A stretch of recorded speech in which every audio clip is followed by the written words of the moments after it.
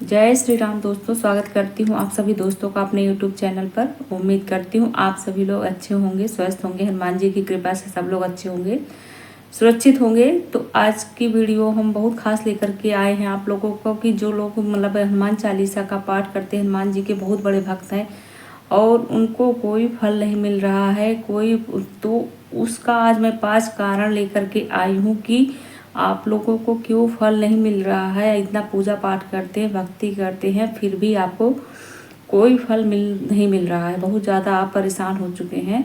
तो इसी टॉपिक पर आज हमारी वीडियो है। तो वीडियो को शुरू करने से पहले दोस्तों आप लोग हमारे वीडियो को लाइक कर दीजिएगा और चैनल को सब्सक्राइब जरूर कर दीजिएगा।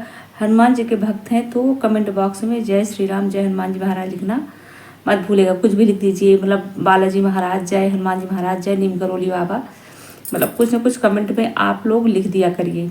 इससे होता है ना कि मतलब आप लोग कहाँ कहाँ से देखते हैं, किस टाइम पर आपको वीडियो मिलती है, ये भी आप मतलब उसमें लिख दिया करिए कि जिस टाइम आप जय श्री राम लिखेंगे उसी टाइम ये समझ में आएगा कि हाँ इस टाइम पर हमारी वीडियो कहाँ कहाँ गई है, कितने लोगों ने इसको देखा है। तो जितने लोगों को आप लोग शेयर करेंगे उतने लोगों के लिए बहुत अच्छा होगा, क्योंकि ये होता है, ये वीडियो देख करके आप लोगों को समझ में आ जाएगा कि आप लोग कहाँ कहाँ गलती करते हैं और क्या क्या उपाय, किस मतलब पूजा विधि में क्या गलती करते हैं, कैसे क्या करते हैं। ये सब चीज़ें आपको इस वीडियो के माध्यम से आज मिल जाएगी, क्योंकि हमारे हनुमान जी महाराज अजर अमर हैं और अपने भक्तों की पुकार बहुत ही शीघ्र सुनते हैं। लेकिन हाँ, आप लोगों को भी कुछ नियम और कुछ मतलब बातों को ध्यान में रखना होगा और उस नियम का अगर पालन करते हैं तो हनुमान जी महाराज आपकी भक्ति और आपकी पुकार जरूर समझेंगे। तो दोस्तों ये जो आप लोग गलती करते हैं, पहला है तो मतलब कि स्वार्थ की भक्ति। लोग स्वार्थ में भक्ति करते हैं, लेकिन हाँ ये बात तो सही है कि जब आपके ऊपर दुख पड़ेगा, कष्ट पड़ेगा, तभी आप हनुमान जी के शरण में जाते हैं, तभी उनकी भक्ति करते हैं। लेकिन ऐसा नहीं है कि आपका दुख का समय अगर कट चुका है तो आप उसके बाद फिर स्वार्थी बन जाइए। फिर आपको अगर सुख का टाइम आ गया है तो आप बिल्कुल भी उनकी पूजा मत करिए, बिल्कुल भी भक्ति भावना रखिए। तो ये गलती पहली गलती आप लोग करते हैं कि जब आपके ऊपर दुख पड़ता है, संकट पड़ता है, तो आप हनुमान जी को याद करते हैं और उनको मतलब कि पूरी श्रद्धा भाव से उस टाइम पर आप पूजा कर लेते हैं। अगर आपका मनोरथ पूर्ण हो जाता है तो आप लोग क्या करते हैं कि स्वार्थी बन जाते हैं। तो ऐसा आप लोग बिल्कुल मत करिए। इससे आप लोग निस्वार्थ भगवान की पूजा सेवा भाव रखिए, क्योंकि जैसे आप दुख में की घड़ी में करते हैं वैसे सुख के भी घड़ी में हनुमान जी की पूजा, उपासना, व्रत जो भी आपको करना है वो आप करते रहिए। और दूसरा है दोस्तों बुरे कर्म। बुरे कर्म का मतलब ये होता है कि कुछ लोग बहुत बुरे कर्म करते हैं, मतलब वो भक्ति भाव तो बहुत करते हैं, पूजा पाठ बहुत करते हैं, अपने मंदिर में बैठ करके वो बहुत मतलब कि हनुमान चालीसा का पाठ, सुंदरकांड का पाठ, बजरंग बाण का पाठ सब कुछ पढ़ते रहते हैं और उसके बाद बुरे कर्म करने से पीछे नहीं हटते हैं। बुरे कर्म का मतलब दोस्तों ये है कि ये भी मैं आप लोगों को बता दे रही हूँ कि बुरा कर्म ये है कि आप किसी निर्धन को परेशान करना, किसी असहाय को परेशान करना, आप मतलब कि किसी जानवर को मारना, ये सब बुरे कर्म है। किसी को गलत काम के लिए उत्साहित करना, कि जिससे कभी होता है ना कि किसी का घर हड़प लेना, किसी की ज़मीन हड़प लेना, किसी के घर में दो लोग आपस में लड़ रहे हैं तो आप उसमें जाकर के मज़ा ले रहे हैं, उसको उस घर में जाकर के आप भड़का रहे हैं। मंदिर में जाकर के इतना पूजा पाठ करते हैं कि कहते हैं हमसे बड़ा पुजारी, हमसे बड़ा पूजा पाठ करने वाला कोई है ही नहीं। तो ये होता है दोस्तों बुरा कर्म। ये कर्म किसी को नहीं करना चाहिए। हर इंसान को सबकी भला करना चाहिए, सबकी भलाई के बारे में सोचना चाहिए। सबसे बड़ी पूजा, सबसे बड़ा मतलब अच्छा मतलब संस्कार और ये पूजा पाठ तो यही है। अगर आप अच्छे संस्कार, अच्छे विचार आपके मन में चल रहे हैं तो सबसे बड़ी पूजा पाठ का तो यही, हम भगवान इसी से प्रसन्न हो जाते हैं। यही सबसे बड़ी पूजा है। लेकिन ठीक है, अगर आप पूजा पाठ करते हैं तो उसका कुछ नियम कानून पर ध्यान में दीजिए। ऐसे बुरे कर्म आप करेंगे तो जो आपका कर्म है उसका फल तो आपको मिलेगा ही मिलेगा। तो इन सब बातों को ध्यान में रखते हुए हनुमान जी की भक्ति करिए। और तीसरा है दोस्तों संकल्प को पूरा ना करना।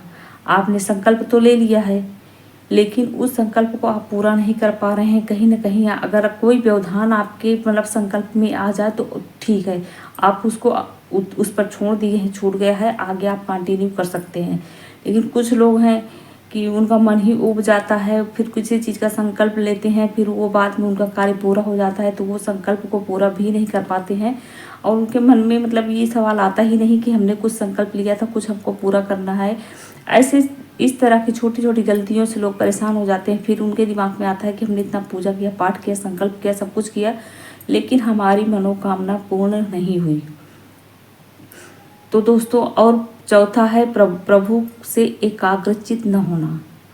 मतलब अगर आप भगवान के मंदिर में जा कर के पूजा करते हैं, पाठ करते हैं, भक्ति करते हैं, लेकिन आपका मन एकाग्रचित नहीं है, आप बिल्कुल मतलब आपका दिमाग कहीं टेंशन में है, कहीं आपका बिजनेस में है, कहीं आपकी नौकरी में है, कहीं आपके घर परिवार के बीच झगड़ा लड़ाई के टेंशन में है, तो ये टेंशन तो दोस्तों सबको रहती है। लेकिन आप जब मंदिर में पूजा करने बैठिए तो आपको पूरा ध्यान पूरा मतलब लगा करके मंदिर में बैठना है। ये सबके पास समस्याएं होती है, उस समस्या को उस टाइम के लिए आपको अपने दिमाग से बिल्कुल हटा करके और दिमाग को एकदम एकाग्रचित करके आपको पूजा पाठ करना है।